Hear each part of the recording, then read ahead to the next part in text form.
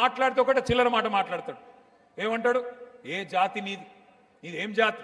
నేను చెప్తున్నా రేవంత్ రెడ్డి, ఏ జాతో కూడా నీకు చెప్పాల్సిన టైం వచ్చింది.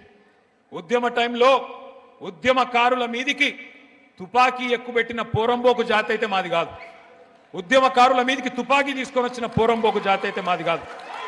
వలస పాలకుల సంక నాకుతూ సమైక్యవాదుల సంచులు మోసిన దగుల్బాజీ అయితే మాది కాదు.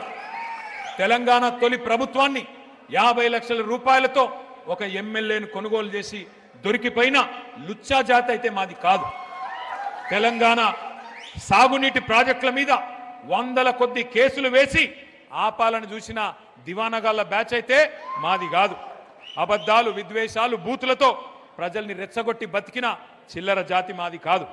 ప్రాజెక్టులను బాంబులతో పేల్చేసే అధమ జాతి మాది కాదు. నీళ్లున్నా ఇచ్చే వ్యవస్థ ఉన్నా జనాలకు అందించలేని అసమర్థ జాతి కాదు మాది రేవంత్ రెడ్డి. ఉద్యోగాలు అడిగితే ఎండ్రిందాగుమని, బాయిల దుంకుమని, నీళ్ళు అడిగితే రక్తం జల్లుకొమ్మని రాక్షస జాతి మాటలు మాట్లాడే జాతి మాది కాదు. అన్ని బాగు చేసి అప్పజెప్పినా ప్రజారంజకంగా పరిపాలించకుండా వానికి వీనికి మూటలు మోసి జనాలను హింసించే రాక్షస నికృష్ట జాతి మాది కాదు. తెలంగాణలో ఉన్నాయి రెండు జాతులు.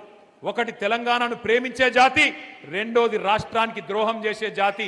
ఎవడిది ఏ జాతో తెలంగాణ ప్రజలకు బాగా తెలుసు.